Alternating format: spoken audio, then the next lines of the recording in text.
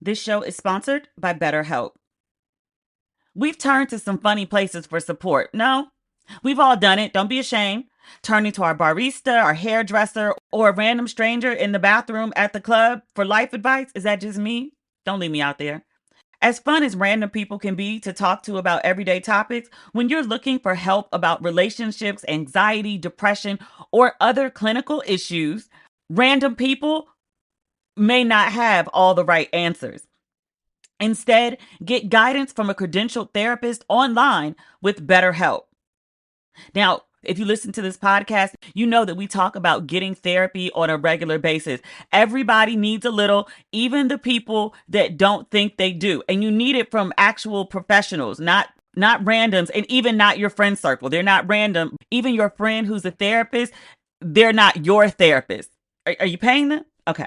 BetterHelp therapists work according to a strict code of conduct, and they are fully licensed in the United States.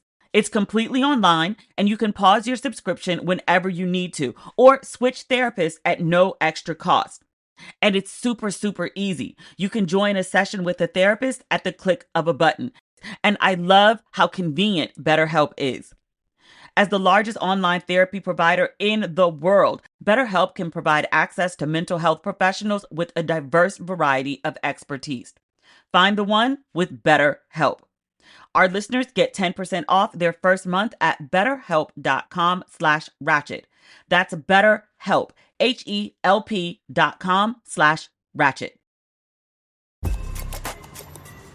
New Vitamin Water Zero Sugar Pineapple Passion Fruit is packed with vitamins. Just like the amount of peas we packed in that sentence. It's packed like your tote bag. The one you stole from your ex. Or your overpriced half a studio apartment.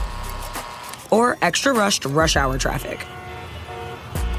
Packed like your calendar. Triple booked at 5, of course. Grab a Vitamin Water. Did we mention it's packed with vitamins? Introducing the perfect companion to your morning listening routine.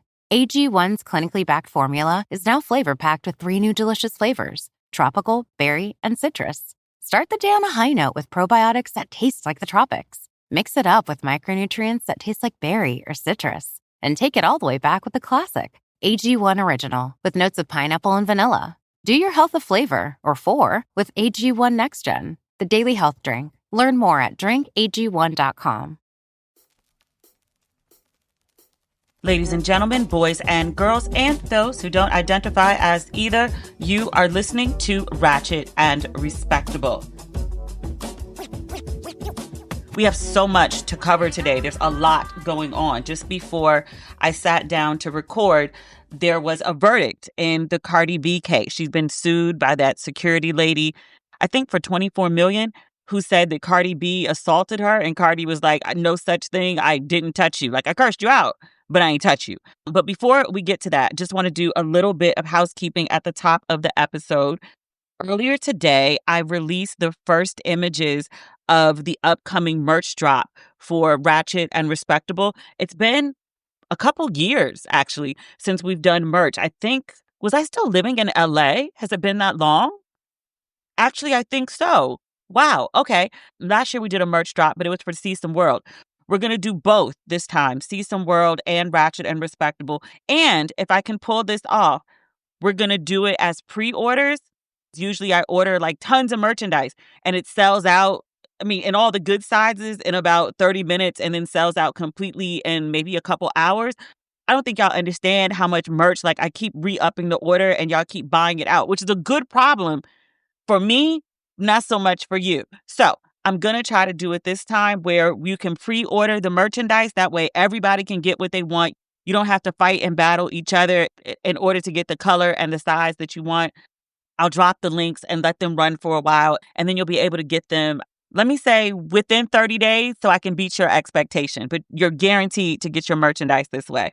We're doing t-shirts and sweatshirts and hoodies, and if I can pull it off, we have some extra surprises, especially for See Some World. If I can pull it off, because, there's tariffs and getting stuff shipped into the country ain't really going so good right now. So we'll see. Merchandise for all is what we're aiming for. I don't want y'all cursing me out in the comments or hitting me up like when is there a re-up? Because, I be in and out the country. Ain't a lot of time for re-up. update, because many of you were very concerned, which I greatly appreciate. I was really down bad last week when I recorded the episode. I was trying to be as upbeat as I could, but I was really upset about the construction issue with my house. The new contractors started today. They're just doing the kitchen to start, and cabinets are already going up. This is very, very, very, very good. I've been wanting this since, when did I buy this house? In April? And then the people didn't move out till June. The contractors went in July. They did like 5 or 6 weeks, and like they demoed everything. They just ain't feel like putting it back together. So that's a whole nother story.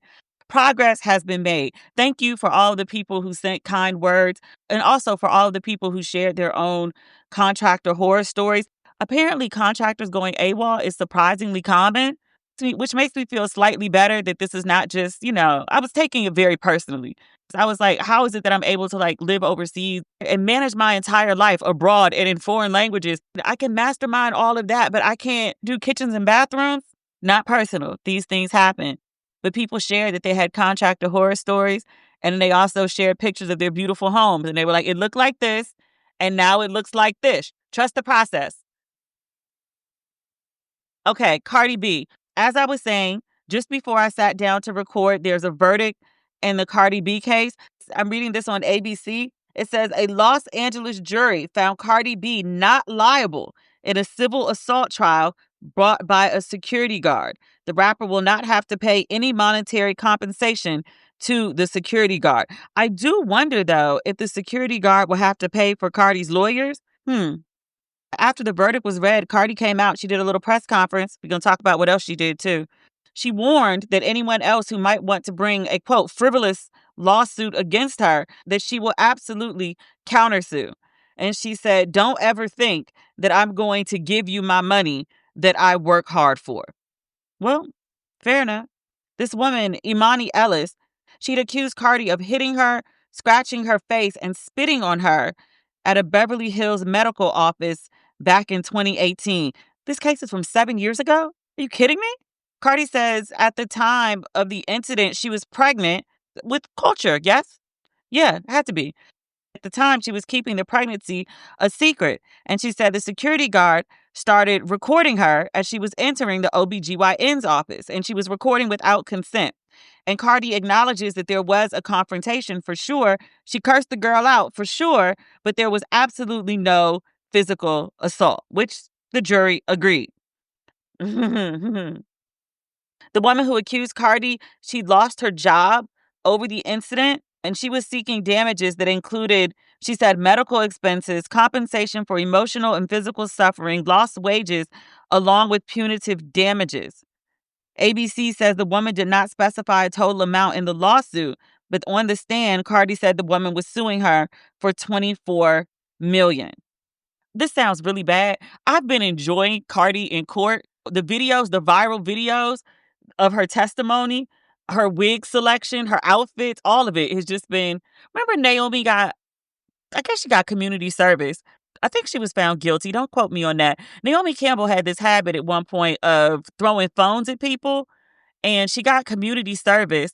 Every day when she was leaving community service, there would be tons of reporters. She was still like mega supermodel status at the time. I mean, she's still a supermodel, but she was mega status at the time. And so she would come out in these couture gowns, and she would walk from wherever she was doing community service down this long driveway to where the press was waiting. She would put on her finest wares and some good hair and some makeup, and she would walk down to the property line like it was a runway. I feel like Cardi and her team were using these court appearances as the very same thing. So the jury only took about an hour to deliberate on the case. I think I have the timing right here. Cardi left the courthouse, and as she was leaving, someone asked her a very, I would say, invasive question. The person yelled, "Cardi, insiders are claiming Offset is publicly bragging about getting you pregnant for the 4th time. Do you foresee any paternity issues with Stefan Diggs?" This is not people's business. I know like people are celebrities and her estranged husband, the father of her children, and the guy that I thought they broke up, but apparently they're still together. Okay. Whatever. They may take pictures and they may show video and in the case of Cardi and Offset, they do a lot of online communicating back and forth with each other, a lot of live streaming, a lot of interviews, a lot of music. They invite us way far into a group chat that we really have no business being in. And still I say, asking a woman about the paternity of her child, this is really not our business. I mean, I do want to know, but I also recognize that it's not my business.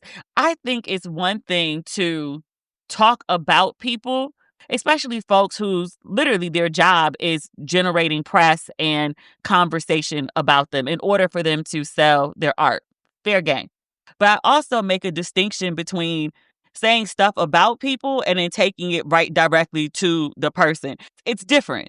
Nobody really likes to be talked about. It's one thing when you go searching for something because you want to know what people are saying. It's much different when you have to go to court because you've been sued. And then somebody outside, under the guise of being a journalist, it asks you really invasive questions at a really vulnerable moment in your life.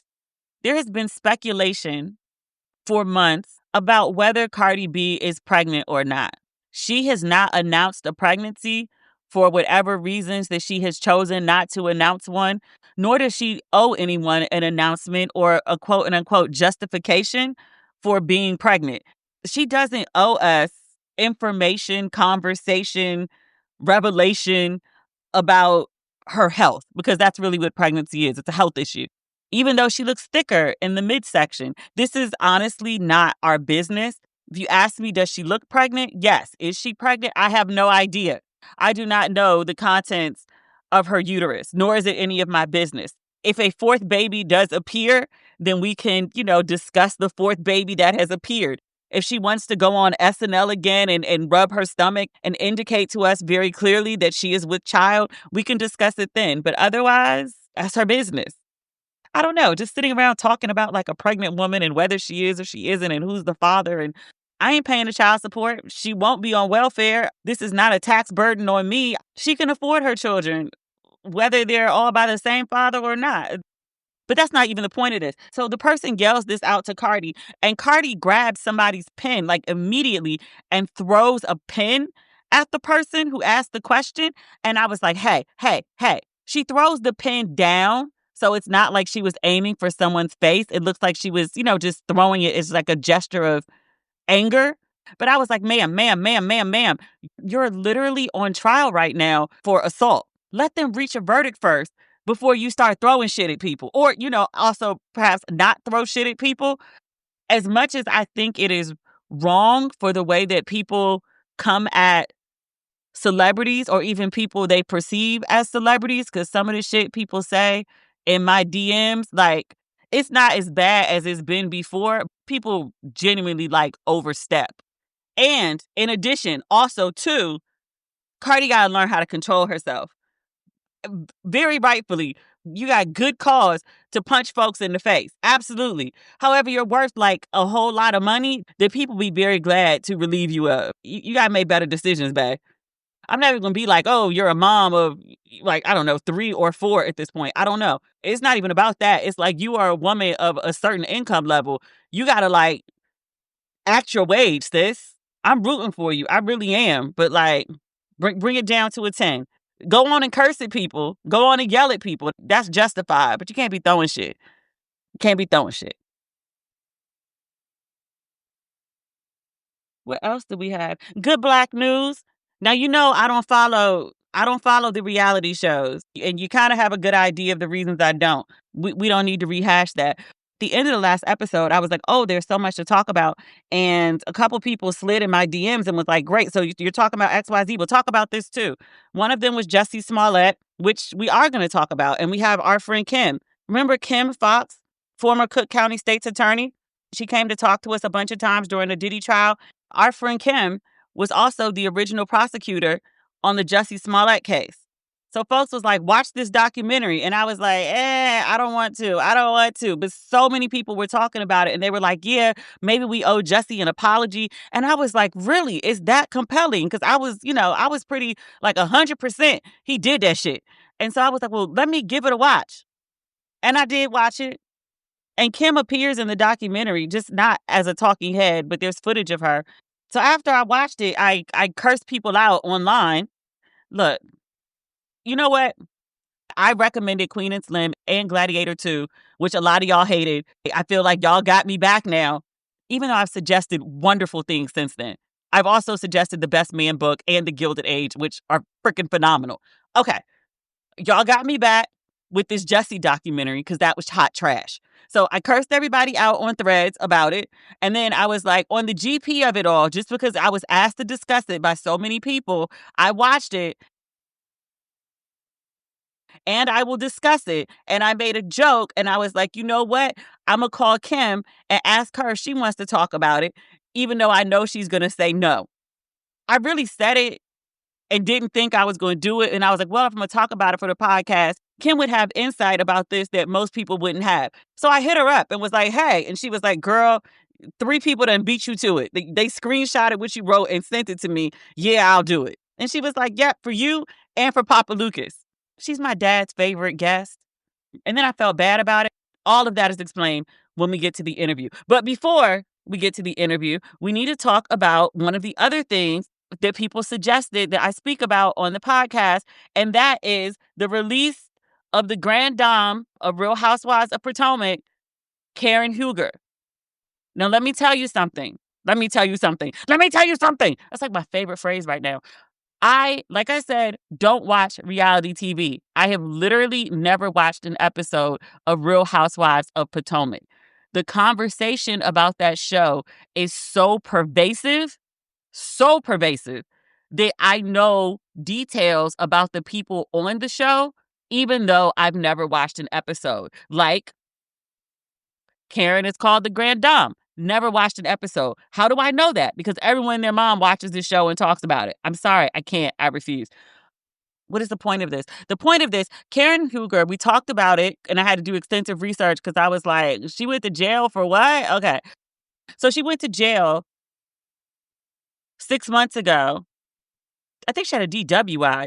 I read earlier today, I don't remember this detail at the time. She drove her Maserati off the road. And then when the police came to get her, she was drunk. Like, she was talking about she was Thomas Jefferson's concubine. She told the police she was drunk. And I was like, oh, ma'am. She started with like the don't you know who I am? And I was like, ma'am, this is DC. You are a random reality star. Like, this is literally the seat of power for the world. Stop. You must get some perspective. I watched a portion of the video where she was really drunk. She was so gone, so out of her mind. It was so uncomfortable to see someone in that state. I read earlier today, it was her 4th incident with driving and liquor. It was clear at the level of drunk that she was to get that drunk, not even just to get behind the wheel, but as a grown person to drink that heavily. She was walking and talking. I mean, she was slurring, but she was blackout drunk. She was gone. Something is going on in your life that you would willingly drink yourself into such a state. I think help was needed. But this is also, not her first or second time with the same offense or something similar. So she was sentenced for a year in jail. She got out after 6 months. She got out yesterday or earlier today. I was Googling, trying to find out how to pronounce her name. There were news stories of people who had gone to the jail to watch her get released or to cheer for her and welcome her home. And I was like, yo, that's a level of celebrity that I don't think I realized that the housewives, the reality stars had reached. Like, I knew it was mega, but yeah. She was charged with a DUI and DWI, negligently driving a vehicle in a careless and imprudent manner, endangering property, life, and person, as well as recklessly driving a vehicle in wanton and willful disregard for the safety of persons and property. Other charges included failure to control vehicle speed on the highway to avoid a collision, driving a vehicle in excess of reasonable and prudent speed on the highway, driving a vehicle on the highway with suspended registration, and failure to notify administration of change of address within 30 days. Oh, dear. Does say she went to rehab at one point, private recovery program in Florida. She wanted to get to the bottom of taking antidepressants and drinking. Oh, yeah, that double whammy will do it. That will fuck you up. She said that she is not an alcoholic, let's be clear. But good, I'm glad that she's home. Let me see, are there any other details? I'm reading this on page 6. Oh, she's 62? There is some question as to whether she's going to be on this season. Apparently, they're filming now. I know one of the people on the new cast, Angela. Not super close, but I know her. Enough that she reached out. That's a private conversation, though. All right, that's all I've got. I'm still not watching this show, but I do wish Karen Hooker the best. She's a woman of a certain age. Her husband is a man of a certain age. Like, he's like pushing 80. Like, these are very grown people having these issues. So I hope they can, pull everything together. I was going to say keep the problems in-house, but better yet, not to have the problems to begin with. Let's work on that. Let's take a little commercial break. We'll be right back. This show is sponsored by BetterHelp. We've turned to some funny places for support. No? We've all done it. Don't be ashamed. Turning to our barista, our hairdresser, or a random stranger in the bathroom at the club for life advice. Is that just me? Don't leave me out there. As fun as random people can be to talk to about everyday topics, when you're looking for help about relationships, anxiety, depression, or other clinical issues, random people may not have all the right answers. Instead, get guidance from a credentialed therapist online with BetterHelp. Now, if you listen to this podcast, you know that we talk about getting therapy on a regular basis. Everybody needs a little, even the people that don't think they do. And you need it from actual professionals, not randoms, and even not your friend circle. They're not random. Even your friend who's a therapist, they're not your therapist. Are you paying them? Okay. BetterHelp therapists work according to a strict code of conduct, and they are fully licensed in the United States. It's completely online, and you can pause your subscription whenever you need to, or switch therapists at no extra cost. And it's super, super easy. You can join a session with a therapist at the click of a button. And I love how convenient BetterHelp is. As the largest online therapy provider in the world, BetterHelp can provide access to mental health professionals with a diverse variety of expertise. Find the one with BetterHelp. Our listeners get 10% off their first month at betterhelp.com/ratchet. That's BetterHelp, HELP.com/ratchet. The number one selling product of its kind with over 20 years of research and innovation. Botox Cosmetic, out of botulinum toxin A, is a prescription medicine used to temporarily make moderate to severe frown lines, crow's feet, and forehead lines look better in adults. Effects of Botox Cosmetic may spread hours to weeks after injection, causing serious symptoms. Alert your doctor right away as difficulty swallowing, speaking, breathing, eye problems, or muscle weakness may be a sign of a life-threatening condition. Patients with these conditions before injection are at highest risk. Don't receive Botox Cosmetic if you have a skin infection. Side effects may include allergic reactions, injection site pain, headache, eyebrow and eyelid drooping, and eyelid swelling. Allergic reactions can include rash, welts, asthma symptoms, and dizziness. Tell your doctor about medical history, muscle or nerve conditions including ALS or Lou Gehrig's disease, myasthenia gravis, or Lambert-Eaton syndrome and medications, including botulinum toxins, as these may increase the risk of serious side effects. For full safety information, visit BotoxCosmetic.com or call 877-351-0300. See for yourself at BotoxCosmetic.com.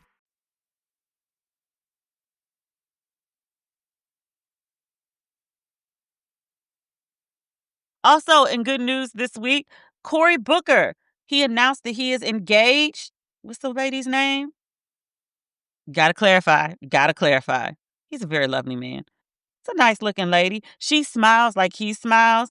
Alexis Lewis, is that her name? New York Post is shady as hell. New York Senator Cory Booker gleefully announces engagement to Rosario Dawson lookalike girlfriend. Rosario was his girlfriend when he was running for office. Senator Booker posted pictures earlier today. He said, quote, "I'm thrilled to share Alexis and I are engaged." He said, quote, "I am savoring the soul-affirming wonder of everyday life with my partner, best friend, and now my fiancé.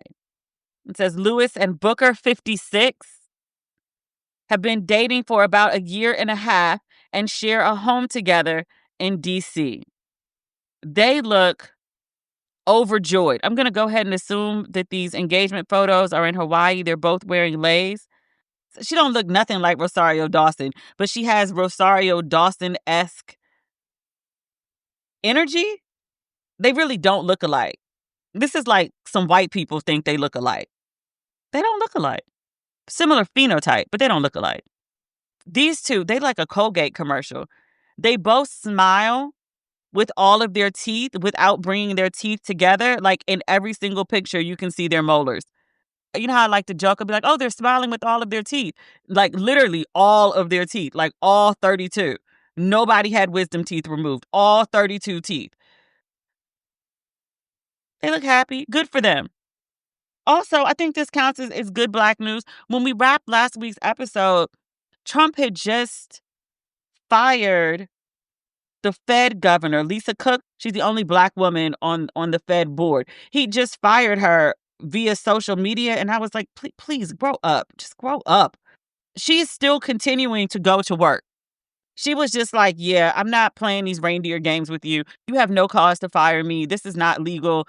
I'm filing a lawsuit. And that's that. Like she's still going to work daily. I think that's hysterical. That she's just like, yeah, this is some bullshit. Where do we have this? New York Times. The picture they used of her, she's draped in kente cloth. It says Lisa Cook said that she would not step down from the Federal Reserve hours after President Trump said that he was taking the extraordinary step of removing her from the central bank's board of governors. He announced the firing on social media, which he said was effective immediately. This happened on Monday. And the reason he says he's firing her is that she lied on her mortgage documents, which I was like, how many people are y'all going to accuse of lying on their mortgage documents? Y'all did this with, what's my boo? I can't remember her name. Letitia James, the AG, New York. They said the same thing about her. But Trump says that in this instance, she falsified records. I'm reading what they wrote in the New York Times.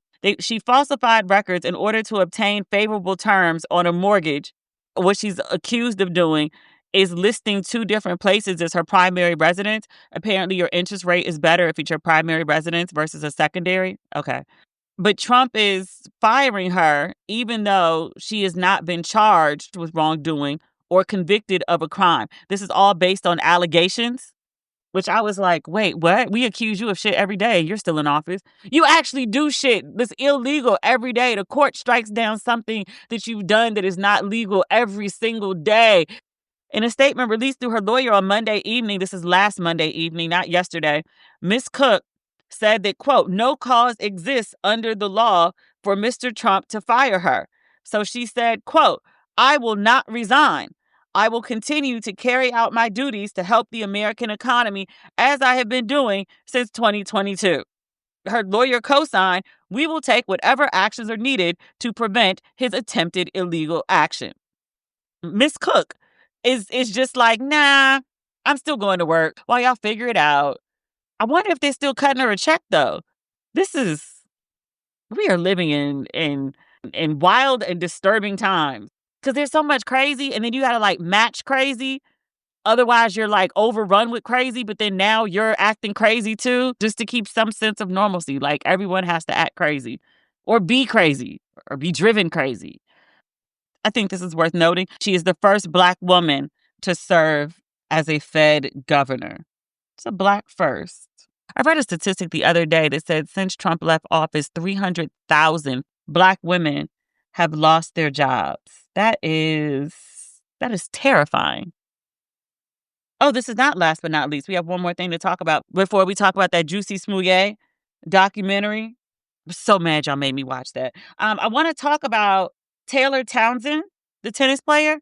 I was at the U.S. Open literally last Monday. I did not know who Taylor Townsend is. I had never heard her name before. I'm not a huge tennis fan. I support Black women. They doing something, I want to know what they doing, and I kind of get into it because Black girls are into it. But Taylor Townsend, she's been around for quite some time. She is not new to tennis, and this is not her first time on the main stage. She's been to the U.S. Open before. But the reason we know her name now is actually not because she did something wrong, but because someone tried to wrong her and it became a thing. I have not seen someone prosper off the weapon formed against them the way Taylor Townsend is since Tabitha Brown and Wendy Williams. Like before Wendy had decided to speak on Tabitha retiring her husband, people online paid attention to Tabitha. She was a big deal. She definitely had motion. But after the Wendy Williams debacle, that was when my mom started being like, who the lady with the accent and the big hair? She was like, she got hair like yours. Her food looks nice, but it's no meat. Her career took off from that. I hope that the incident at the U.S. Open with Taylor Townsend, I hope that this has the same effect on her career and her brand. So Taylor Townsend, who I had no idea who she was last Monday, Tuesday, Wednesday of last week, she plays a second round match in the U.S. Open, and her opponent is a Latvian woman named Jelena Ostapenko. I looked it up. Trying, y'all. After their match, in which Taylor Townsend wins, she goes over, as is customary, to shake her opponent's hand. And Elena is a complete asshole. In the initial video, you can see them going back and forth just based on body language. Yelena says some slick shit, to which Taylor responds to her slick shit. They have some words, and then eventually Taylor walks off. There were enough people filming and then mics on the court that we eventually learned Yelena was upset. I have to look this up because I don't know tennis terms like that. Yelena was mad. Townsend warmed up her volleys. Apparently, Taylor warmed up near the net, and that's not supposed to be done or something. But Taylor was like, that's what I always do. Like, what? And then there was something about there was a net cord and Taylor didn't apologize for it. Hold on, what is a net cord? Because I don't know. A net cord happens when any shot other than a serve nicks the top of the net and lands safely in your opponent's court. Apparently, etiquette is you're supposed to apologize for something like that. And Yelena was upset that Taylor didn't. And so at the end of the match, she decided to lay into her about her she said no education and no class, according to Taylor. And Taylor kept it really cute. She went back and forth with her a little bit. Then she basically was like, yeah, let's wrap it up, B. And so she was like, great. All right, bye. And walked off. This Yelena girl, I was like, how you going to talk to somebody about a lack of etiquette while you're literally pointing in their face and raising your voice on the tennis court? Like, where's your etiquette, ma'am? Or your education? Education is actually the word that she used. She later corrected and it's like, English is not my first language. I meant etiquette. Like, she doesn't have any. And I was like, ma'am, it's all the same thing. You were upset that you lost and you acted like a spoiled brat and threw an adult tantrum because you was mad you lost. And you were specifically mad that you lost to the black girl because that's why you went on and on about you have no education, you have no education. She said something to her just because you're playing in your country, wait until you go overseas. To which Taylor Townsend was like, yeah, I've played her before, in Canada, and I also won then. I don't know what you talk about. The whole idea was to other her. Tennis is not a sport for you. You have no education. You don't really understand the sport. You don't understand the ways. You don't understand the protocols. She had enough education to beat your ass. So you be mad about it, but you about to be mad about it outside the club because I think she had to go home. Apparently, this Yelena girl acts an ass on a regular basis. She's known for acting a donkey in public. I just did a quick Google search. These are my AI notes. So in addition to this incident with Taylor, to which she apologized on social media, but she sent a general apology to the public. She had not actually apologized to Taylor because a reporter asked Taylor about her apology. And she was like, what apology? What are you referring to? There was no apology actually to the person that she directly offended. And I was like, ma'am, just go back to Latvia. Just get away from us. Okay. It says in 2024, she had a heated exchange with the chair umpire, who she called blind, after a disputed line call. She's been involved in several cold exchanges at the net after losses. A notable incident occurred in 2017 where she gave a cold handshake at the U.S. Open. There was also an incident. She yelled at her coaching box and smashed a racket. And in 2022, she was fined $10,000 at Wimbledon for knocking over her chair with a water bottle. Ma'am, you and Cardi need to go take the same anger management classes. Like, y'all need to go together and get y'all shit in order. You out here, like, literally throwing shit and yelling at people. Ma'am. That's why people gotta get punched in the face as kids. I mean, by other children. Everybody needs to be punched in the face one good time. Just so you can have, like, just some understanding of consequences for acting a donkey in public. Ma'am. But I'm very happy for Taylor Townsend and her newfound fame. She made it to the fourth round of the U.S. Open before she was defeated, but she's still in the game. She's also playing doubles. She defeated Venus earlier today, actually. I'm reading this on Daily Mail. They're saying this may be Venus Williams' final match, just because she didn't win the tournament, or maybe because she's 45. I don't know. But Taylor Townsend did beat Venus, and look, I love me some Venus. I was very happy to be able to see her play. That was like a life bucket list kind of thing for me. But Taylor Townsend, she just won a quarterfinal victory, so she's still in and she's advancing to the next round. The Daily Mail notes that Taylor and her tennis partner for doubles, they are 2 wins away from lifting their first U.S. Open together. Good for her. Very, very good for her. She's had a hard maybe not be the word, challenging professional career. Where am I reading this? Tennis.com. This is published August 30th. It says Taylor Townsend, 29-year-old Chicago native. There isn't a whole lot that she hasn't seen or heard or felt or experienced on the tennis court. She won the Junior Australian Open at 15 in 2012 and became the first American to finish a season number 1 in the world girls rankings in 30 years. Yet that same year, this is the crazy part, the USTA, United States Tennis Association, told Townsend, number 1 in the world, told Townsend to sit out both the U.S. Open girls and women's events because of her weight. Now, she is a thicker girl. She's also beaten a lot of people's ass. She's a thicker girl in great shape. Tennis.com says that slight is my word, said that incident with the USTA set the tone for her career that has veered from triumph to setback, surge to slump, health to injury, joy to frustration for 13 years. It says Townsend has climbed into the top 100 and sunk out of the top 300 multiple times.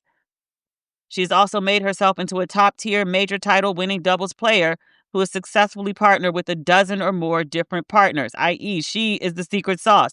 2019, she made it to the 4th round of the U.S. Open for the first time. She said back then it felt like a breakthrough, but it turned out to be a one-off. Now, 6 years later, after having a son, missing a season, and starting over in her late 20s, she's 29, she's back again. She's been through a lot. Like, despite her success in tennis, I just read that she was number 1, that she'd been to the U.S. Open before. She still couldn't get people to sponsor her for her clothes. So she had to start her own clothing line. So that's what she's been wearing on the court. Every time you see her little cutesy outfit, that's her clothing line. She couldn't get anybody to sponsor her, so she did it herself. Good for her. Because now she's on and everybody's watching and she owns all her stuff. She has great energy. She has a great personality. And she's winning and going far in the tournament. I would be shocked. Maybe not, because it's America. I would be disappointed if I didn't see her picked up by some really big brands cutting her good checks within like the next couple months. Because she's a media darling. Like, people love her. I mean, Black women, yes, but also just people. Because she's like a bright light. She calls herself a phoenix. Like, she's risen from the ashes. And she's like, baby, I'm back. And I'm not going to squander this opportunity. My beautiful teeth and my mom stories and my great personality. And I can handle myself like when I need to. She's just winning like across the board right now. I'm super, super happy for her. I wish her much success. Much more success. Because she's having success already. Also, while we're doing good Black news, Naomi Osaka, she played against Coco the other day. I couldn't root for either one of them. Like, I was just like, I'm here. I'm watching the game. Whoever wins, wins. Coco was playing for America. Naomi was playing for Japan. Some people made a big deal about that. And they were like, well, we have to root for Coco because, Naomi's not even claiming us right now. There's issues behind that. She's still a black girl. She's still our black girl. Don't do that. Just because she's half Japanese, she's still us. This whole not claiming biracial people, like, this is some new shit. I didn't grow up on that. Like, I grew up on one drop rule. Like, people were like, that's problematic. It might be, but if you got some black, I'm claiming you. Unless you don't want to be claimed, then I'm just like, well, fuck you then. But congratulations to Naomi. I wasn't happy to see Coco lose. I don't think Naomi was happy to see Coco lose. I am still, nevertheless, happy for Naomi and that she won. She's had to overcome some stuff, too. Like, she's had some mental health struggles. She had the baby with the guy that everybody was like, baby, that's not a good idea. But, people got to live. People got to live. They got to learn. If Naomi doesn't work another day in her life, that baby will never starve. And if the baby grows up and has children, neither were Naomi's grandchildren. Like, they're fine. Just hopefully she has like a good support system and her mental fortitude is good. Like, those are my concerns for her.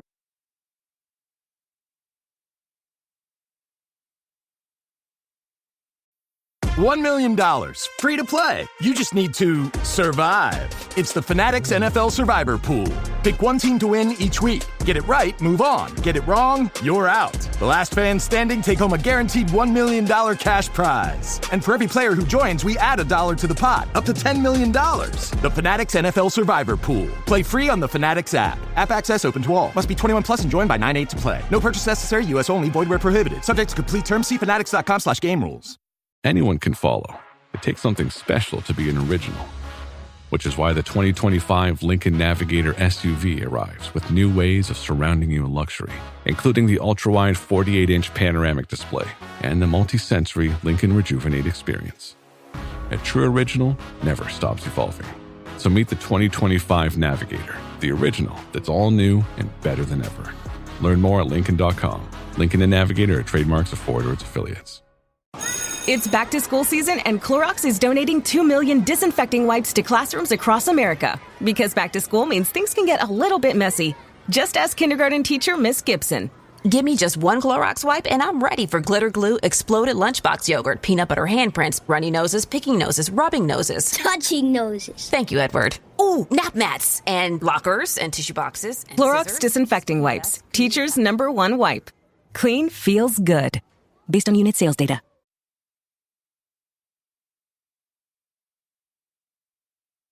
Last but not least, we got to talk about Jussie. This documentary y'all made me watch. Y'all forced me to watch. I'm thinking it's going to be something really profound in this documentary that's like, this really makes me think twice. I don't know what y'all watch, because I watched the whole documentary and was like, okay, so there's 10 seconds missing from the tape. So 2 people saw one white man outside, even though Jussie says there was 2 white men. Okay, so y'all saying it wasn't the Nigerian brothers. But okay, if it wasn't them, then why was they on that side of town in a polar vortex in the middle of the night? Like, I told you earlier in the episode, I called Kim.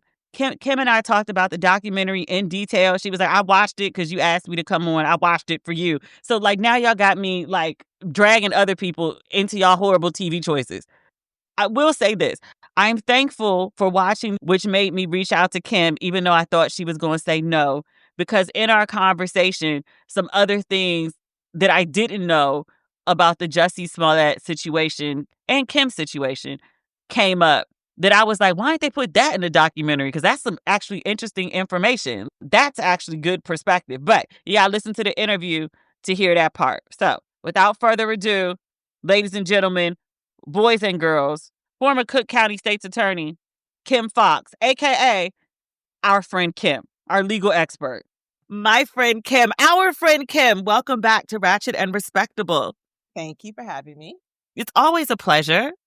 Is this pleasurable? Is this topic pleasurable for you? No. That laugh. It is not.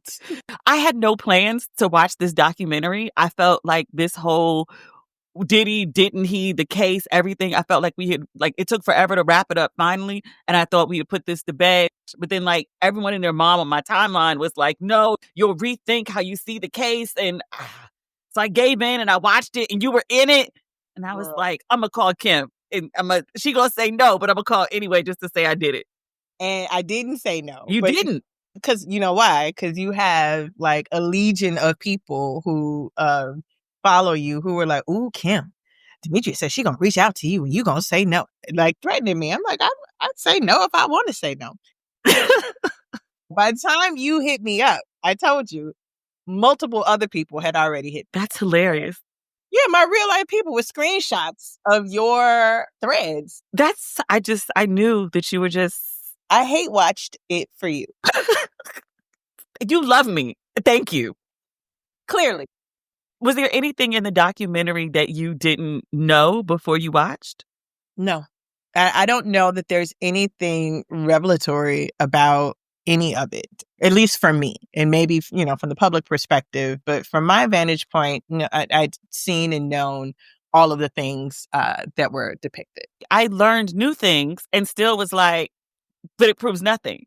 It brought up a lot of theories, but it didn't explain the core issues for me. They're like, well, no, the brothers didn't do it. And there actually was a white guy, but not the two white guys that he said. But it never explained okay, well, if the brothers didn't do it, then why did they come all the way on that side of town in the middle of a polar vortex? And I was like, you got to wrap that part up for me. Ma'am. And then why are they buying supplies at the store the day before on camera if they weren't a part of it? So it's you gotta... Ma'am. What do you think happened that night? I think that the evidence that I have seen and that he's now made available to everyone has not swayed my opinion that he was not attacked by two random white MAGA-loving men as a part of a hate crime. I do believe that this was orchestrated based on the evidence that I have seen. It was a hoax. You were the initial prosecutor on this case. Yes. So let me be clear, because a couple of things happened. So my office was the office that was prosecuting this case.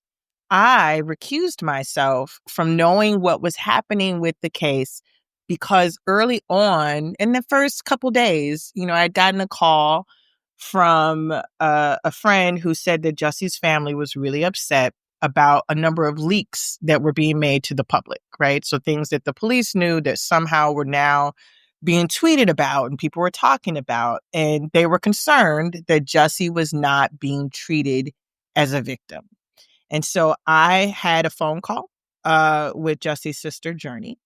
And she was very upset, very concerned about the well-being of her brother and that the law enforcement was taking this case seriously. There was nothing in my conversations with her that would suggest that they didn't believe that he wasn't a victim. They were deeply concerned. She was deeply concerned about her brother. And so I had conversations with her. I had even talked to the police superintendent, Eddie Johnson, about having the FBI investigate what was happening with Jussie. I have text messages that were widely available that reached out to Eddie Johnson, who's prominently featured in the documentary, probably much to his regret, saying the FBI should handle this because you clearly have leaks in your department. I talked to Journey on a couple of occasions while, again, very worried while he was still being viewed as a victim. As the case started to turn, as there became information about, the brothers and that possibly this was not a random attack, but that this was orchestrated, because I had those conversations with Journey, I believed that it was best that I no longer be engaged in the case so that she didn't feel like I was trying to trick her or the family or that anyone would think that whatever happened afterwards was because I had these conversations with her. So just to be clear, I didn't make the final call in what happened with Jussie. My office did. And their final call was what exactly? So their final call was based on the fact that he had not had what we call a record, right? He had had some previous arrests, but he had no convictions for violent offenses. I think he had maybe a DUI in California years ago. And this case, what he was charged with was disorderly conduct, lying to police officers. And I gotta be clear, he wasn't charged with creating a hoax, right? If he decided on the coldest day in a decade to go outside and have two other actors pretend like they were robbing him, he could do that. Like, that is not illegal. You ain't have to say it like that.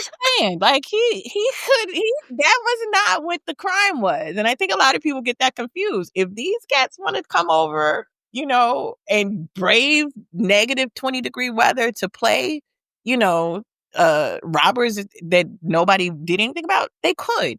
It was when he told the police that happened. He was charged with lying to police. That's what the disorderly conduct was. And each count was for each lie that he told to the police. So based on that, what my office did was looked at how are other people similarly situated charged in these types of cases. This is what we call a class 4. It's the lowest level felony. It's one step above a misdemeanor. You generally don't get jail time for a class 4. You might get probation. It is, especially if you have no background, you're not getting any jail time. So they concluded, look, he has no background. Obviously, the fact that he did this to himself, he's going to be subject to ridicule and shame, things that the criminal justice system can't mete out in the same way that the court of public opinion would. So give us your bond, which is $10,000, do community service. And he did several hours, I think, of Rainbow Push, and go away is what their calculus was. And that based on what he was charged with, which was lying to police, in the mind of the people who made that decision, was a fair disposition. Can you give me context for what else was going on in Chicago around that time? Because if I recall, this is around the time the office was also prosecuting R. Kelly. Jussie was formally charged on February 21st of 2019. R. Kelly was formally indicted on February 22nd of 2019. So they were back to back, in addition to the number of murders and rapes and robberies and carjackings and the like that our office pursued. But those two high-profile cases were back to back. I'm glad you said about the other things that were going on, because media-wise, it would have you believe these are the only two things happening in Chicago. The murder rate that everyone was talking about stopped. Right. And then it was just R. Kelly and Jussie. Right. For months, if not years, really. Years, really. But no, they were, and again, keep in mind that as it related to Jussie, he's charged with a case that is a step above a misdemeanor. As it relates to R. Kelly, obviously that was a larger, bigger case involving several victims. But, in the scheme of what we deal with as the second largest prosecutor's office in the country, Jussie was low level. Very low level. Yes. How do we get, I don't know, years of court and a Netflix documentary and literally years of media, jail, a special prosecutor over lying to police? A couple things. One, Chicago is not LA, right? Chicago is, and I say that in we have celebrities who are around, but we are not a celebrity culture here. If you recall, when Robert Downey Jr. was going through his stuff and he ended up sleeping in, some other house in some child's bed while he was on a bender, that kind of thing where people in LA would be and keep it moving. Here, it was, you had this guy from out of town, a celebrity, who told this story that was so unbelievable, right? Chicagoans, people who are used to this weather, we're not going to Subway at 1 a.m. in a polar vortex. We're not doing that shit. It was so incredulous to the people who lived here. We knew that the story of going to go get a sandwich from Subway at 1 a.m. in a polar vortex was crazy. So he gets this deal. I think there were some people who were wanting more. They wanted him to pay for lying on the city, right? You got to keep in mind, President Trump got involved, right? He had said something. You had Kamala Harris was oh no, poor Jussie, on Twitter. You had all these people who stuck their necks out for him. All of social media. I remember the day after it happened, scrolling, and I went and found my own picture with Jussie because I was oh my God, this is a tragedy. Prayers for Jussie, justice for Jussie. Justice for Jussie. So you had all those people who were doing that. And then not only did you say it was white men, they were Africans. Like they were from Africa. Like they were Africans in a polar vortex. Damn. So it really was so absurd. It was so absurd that it was like people were like, "Oh no, champ, you got to give us something, right?" Like literally, like the Denzel lane, like you, right? I'm leaving here with something. You need a, and so people are all ready, and then you get the deal, and rather than quietly go away, which is what I think the office had hoped for, right? It had gotten so much attention, so much noise that took away from the cases that really matter to us, that maybe you would just go away.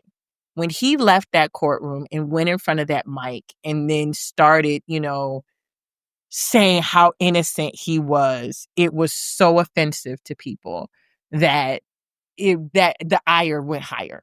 So he agreed to to give up the $10,000. He agreed to the community service and whatever else, and then went outside and was just like, correct. But I ain't do that shit. I should also tell people, because I think people have gotten confused that we didn't believe that he did this, that the state's attorney's office, or that I didn't believe that he did it. We were very clear. We can't ask Jussie to forfeit his bond. We can't ask him to do community service if we don't believe that we could prevail in court. If you didn't do it, if I don't believe that my evidence is sufficient, I can't make you give up $10,000. I can't make you do something. In order for us to even make the agreement, we have to believe that we can make our case in court. So it was never an issue where the state's attorney's office was like, this is a whodunit. We know what happened. It was a matter of, given the seriousness of the offense or lack of seriousness, is this a disposition we could live with? So when he went out there, he burned not just the city, but the people who worked on this case and thought that they were doing something that he could go on with his life, deal with whatever consequences in Hollywood. We could go back out and, do the work that mattered. And he did that, and it burned a lot of people. Is this how we end up with a special prosecutor? Well, what happens then is, because people are upset, and, I'll say the thing that, I've been holding for a minute. It really was then this commotion of, why did state's attorney recuse herself? There were allegations, Demetria, that I was related to the Smolletts, because people couldn't figure out why I recused. They were like, she must be related. And I'm like, have you seen it? We come in all shades. One family can be all shades, but in this case, no. They all have the same face. Genetics are strong. Yeah, that ain't my face, right? Even if you looked on the black side, that ain't me. There were allegations that my daughter was trying to be an extra on it. Like, it really was, what you saw happen was there was a segment of folks, honestly, who were like, we don't like this decision. And because I made it, because Kim Foxx, Black woman, progressive state's attorney, made this decision, there must be something wrong. But you didn't make the decision. I mean, you made the decision to recuse, but... Yeah. It didn't matter, right? So then it was like, well, she didn't recuse properly. Like, it was such a joke politically with our system that this woman came in and filed a motion for a special prosecutor. And we were all like, you can't do that. Like, literally, that is not proper. And what ended up happening was she got the right judge. There was a Black judge who had it at first, and she accused him of, he can't be fair and impartial on this because his son works for the office. So he recused himself. He did the thing that I had done, right? He recused. I don't want that smoke. And then they gave it to a judge who had a relationship with the special prosecutor, Dan Webb, who, by the way, Dan Webb was a Trump lawyer in the past. Dan Webb went on to defend Fox News in that defamation suit settlement for $500 million. That was the person who was my special prosecutor, who was Jussie's special prosecutor. So they bent all kinds of things to be able to get a special prosecutor who was investigating what happened with the decision and Jussie. And what I don't think a lot of people know is he convened a grand jury to investigate me, Kim Foxx, personally. Huh? Ma'am. That's why I'm like, this doc, I wish, it's so much more juicy than juicy. Because it was bigger than that. Like literally, they convened a grand jury to have me personally investigated as to whether or not I gave him a special break. They subpoenaed my phones. They went through all of my photos. So like you said, you were going through to see if you had a picture of Jussie. They wanted to see through my phone. Did I have pictures of Jussie? The time I was married, and the photos that I had on my phone that would have been between two people. Two married people, long married people. Long married people were subject to being reviewed so that they can see if Jussie was on my phone. Like it was an entire grand jury investigation into me. And they reopened the case against Jussie, which is, as the Supreme Court ultimately said, was utterly improper. Can you turn your ring off? It's okay. I knew vague details of it, but I didn't know like the extent of it. You weren't expecting all that. That's why I'm like, I don't want to watch it. Girl. It was wild. It honestly was. Oh, you should also know I was running for re-election in 2020. So all of this happened. The case was dismissed after he gave up the money and did the community service in March of 2019. My election for re-election was in March of 2020. It lasted all the way through my re-election campaign.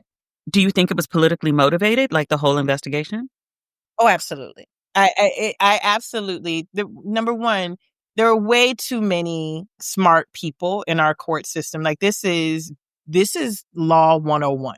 You cannot retry this man for a case in which he's already given up something we call double jeopardy, right? Like, why is it that I can make offers on any case, like that, and no one is bringing in special prosecutors raising this much noise? In fact, there was a case about a week before the incident with Jussie where a white woman in Grant Park said that she was attacked by Black men, and it turned out that she had lied. The police didn't even arrest her for that. The fact that this had gotten that much noise, that it was a class 4, and now I'm being investigated a year before my election, when I'm getting all of this attention for bail reform, all of this attention around marijuana legalization, that this. So there was no doubt in my mind that it was politically motivated. And he was a convenient stooge. What were the findings for the grand jury? Oh, no criminal. They released the report, 2 months before the general election. And there was no criminal findings that they, in fact, said, her talking to Journey was appropriate, that I did not, interfere or intervene or even knew about what was happening in the case. So nothing criminal happened as a result of that.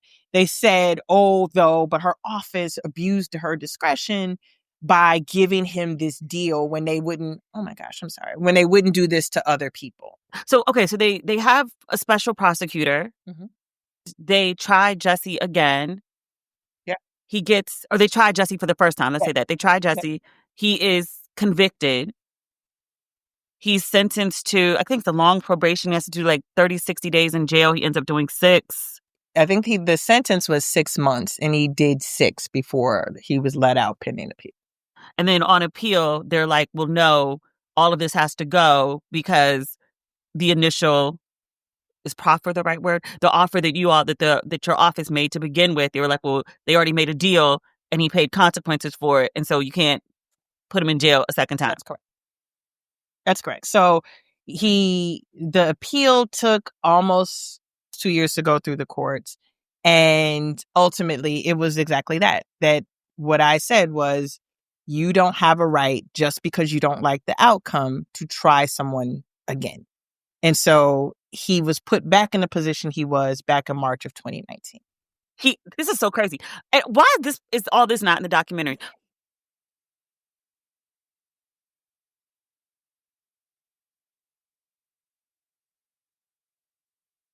I agree with you. I think he did the shit they said he did, right? But I also think that every part of the case, once this gets assigned to a special prosecutor, even though he did some dumb shit, he's being treated terribly, and he didn't deserve that shit.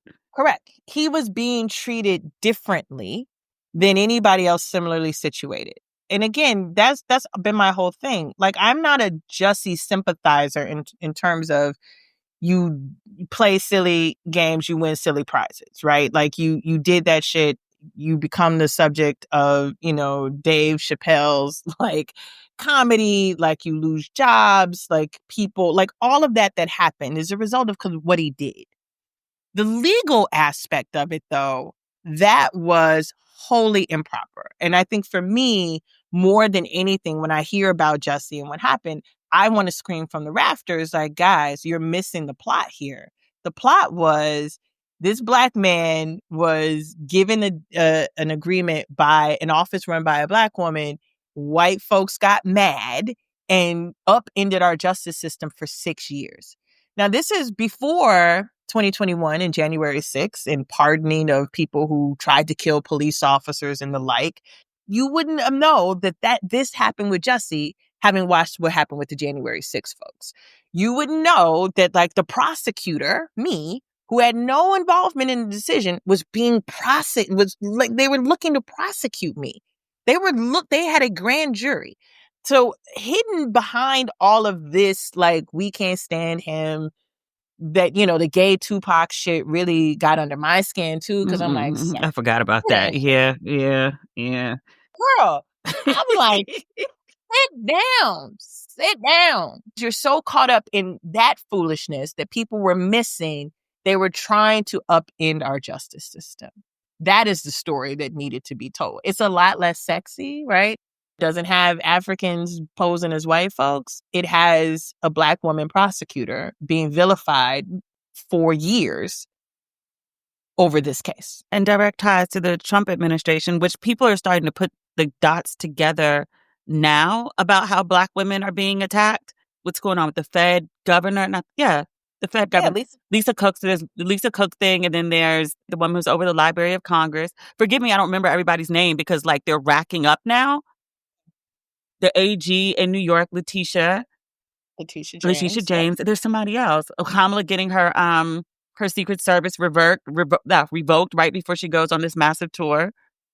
Yeah, no, this was part of all of that, and people were missing it. And I was in a very interesting position of like, no, I didn't make the decision. People are like, you let him, and it's like, I didn't. But I also support what my office did. Now, I have said, if it were me, he would have had to say he did it, right? Like, he would not have been able to get that deal without being in exchange for, yes, I did it. Because I understand people's ire. I understand it. I understand why people were mad. You don't play it. He played in our faces. It's the GP of it all. It's the GP, right? Like, you ain't got to do shit else, but just say you did it so that we aren't sitting around with this national reputation for violence, all of these things that we contend with. You use that, right? So say you did that shit. So that we're not 6 years later and it's like remember the blue versus the brown dress or the gray dress? Yes. Like, this ain't that. Them dudes from Africa did this. I'm sorry. Play nicely. Play nicely. I'm just, because it just was so absurd.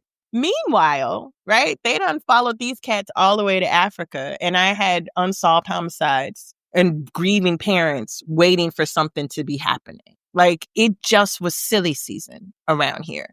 And the question is why? Jussie was not that big of a celebrity to garner that much attention.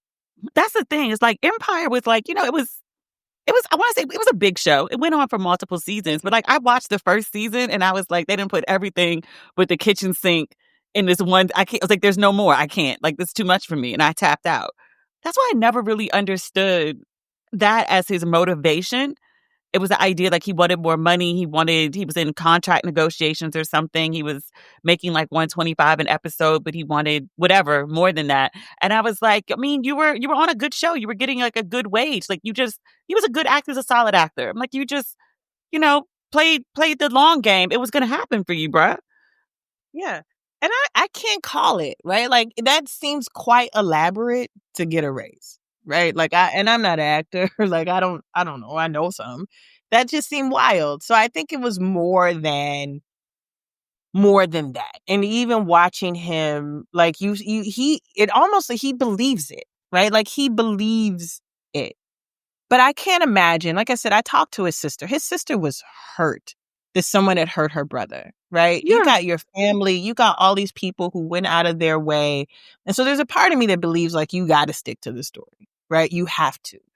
I always thought for his story, right? If he had just be like, I'm going to keep it on 100, right? I was going to meet up with somebody. Oh. Like I had a little thing. I've been gone for a minute. I had to, I had an itch I needed to scratch. I would have been like, you know what? Polar vortex. I like to think I wouldn't, but I might. I can understand that. If he'd be like, keep it at 100. Like, I had to go meet my dealer because, I needed my fix. Obviously couldn't take it on the plane. Didn't want federal charges, but I had to go pick up some things. And I'd be like, you know what? You need to get some help because you're going down a polar vortex. You got an addiction, friend. But that would make sense to me. But I was like, a Subway sandwich? No, ma'am. No, ma'am. Even day one, I'll be honest with you. It was like, what happened here? Where was he? At what time? Law enforcement, Superintendent Johnson, myself, like we talked and it was like, this doesn't make sense. He was in good black standing. Yeah. I was willing to give him the benefit of the doubt. Like, okay, like maybe not a Subway sandwich. You don't want to keep it 100, but like, okay, because whatever happened, you shouldn't have happened. And then all of Chicago was like, nobody was outside. It was too damn cold. No, we're not going out, even in all our furs. No. Not a person. Nobody. Do you remember that day? Yeah, it's my daughter's birthday. How cold was it? Like, can you just give us an understanding of like... We didn't go to work the next day. Oh, what? Chicago? Wait, what? Demetria, this is what I'm telling you. We didn't go to work. It was too cold for us to go to work. Like, literally, we shut things down because it was so cold. It really was one of the coldest days in the last 25 years. Like, if he had picked a mid-June night, he might have been better off. Like, who knows what you was munching on, you hungry afterwards. But in January, in a polar vortex, a rare occurrence in cold Chicago where it is too cold for us, no, ma'am. What do you make of the idea that like people are like, well, hey, there's this videotape from like the hotel footage and there's like 10 seconds missing. Like, doesn't that show there's some kind of conspiracy? Look, I think multiple things can be true, right? So the documentary talks about Chicago's police department's history of corruption and lying, and like we are under a federal consent decree, right? Because of unconstitutional policing, because of what happened with Laquan McDonald and a history with the department. That's true. And I saw the glip in the video where goes out the door and then all of a sudden you don't see it. I don't know what's on that tape. I know it's not going to show Jussie being robbed or attacked. It's not going to show that. They're hoping, well, if the light had flashed and you would see a white person walking, okay, you might see a white person walking in the middle of a polar vortex that night. Doesn't mean that that's the person who did this to him. And I know that because they didn't do that to him. Those two brothers did. Also, with the whole, like, there were the two people who saw, like, the one white guy. And I was like, but wait, it's supposed to be two white guys. Now there's just one white guy. Like, it was... you do all of that. You're trying to create reasonable doubt, right? Yeah. And I understand it, right? You also went to trial where you could have created the doubt. But to the point that you made earlier, you've never been able to answer for, well, why is it that the brothers bought the materials? Why does the brother have the check? Why did they hop into an Uber and come all the way to this part of town in the middle of the night? If not this.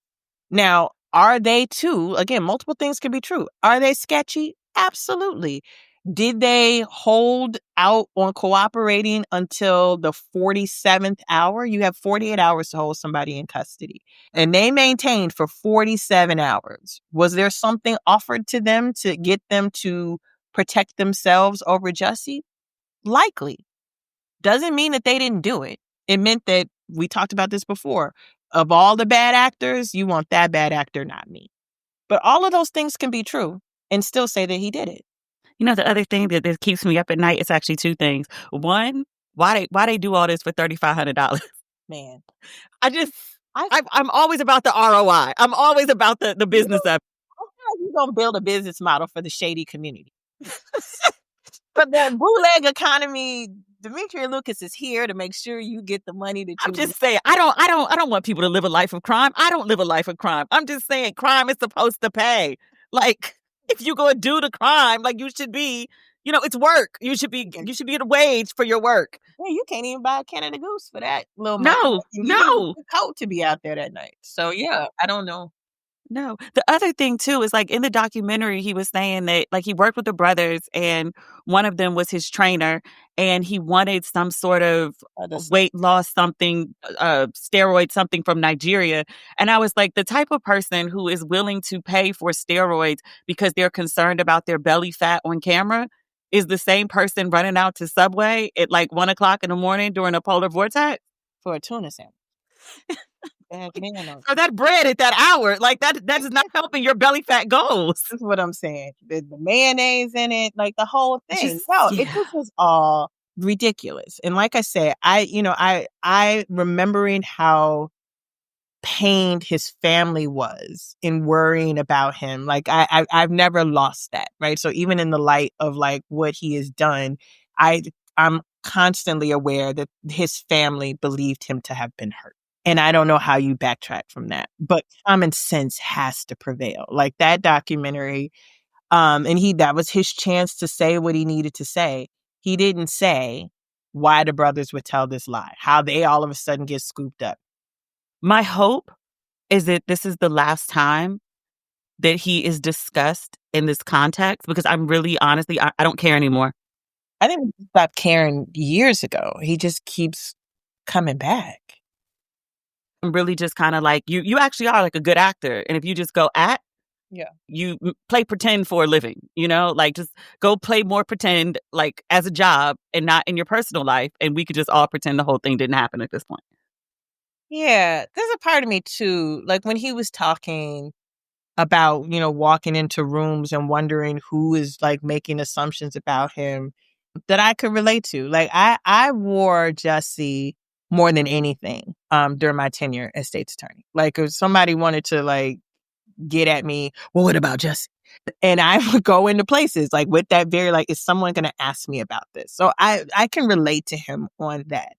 I though think he is miscalculating that his silence is, to your point, like that people are always thinking that he's top of mind. I wholeheartedly believe, and he had some great lawyers on the original case, on the appellate case. I know many of them. If he'd have just walked away, took some time, right? In the time since, I know that he's gone to rehab, that he's done some things.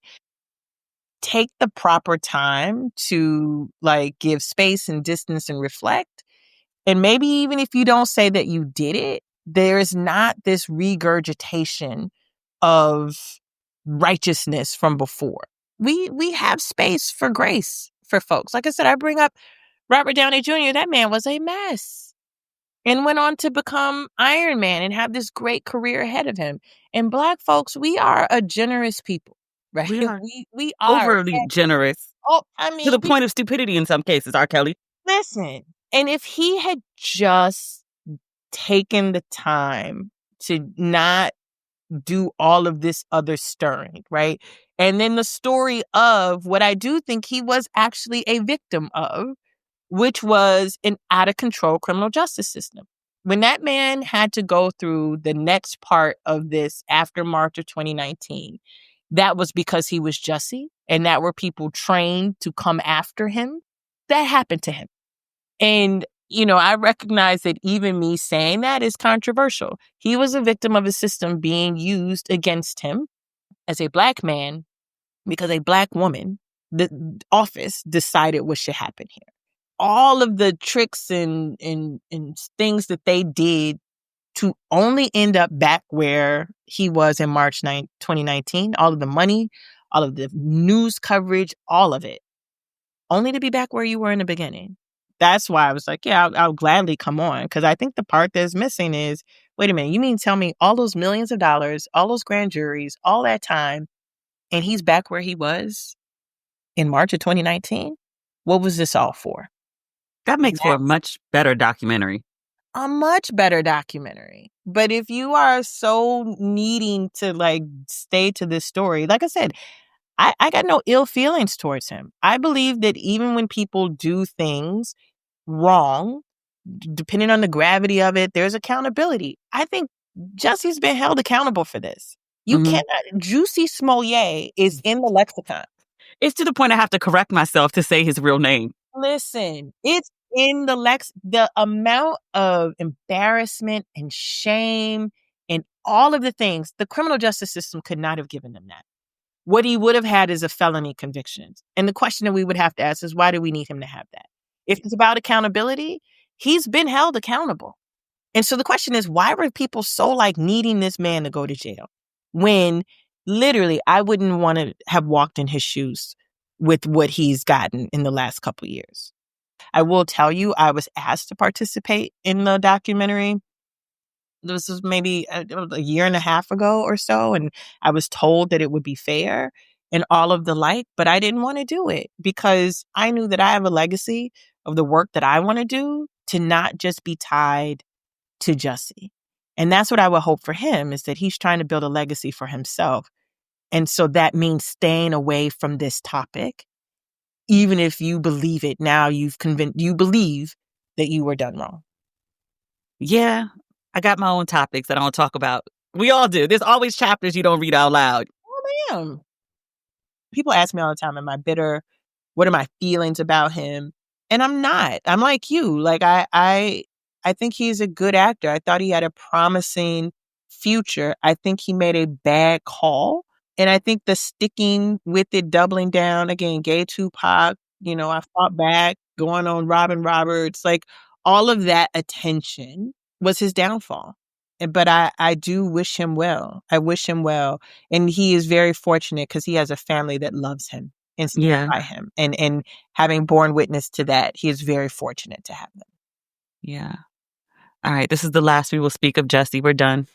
Please, when the animated series comes out. Bye. Bye.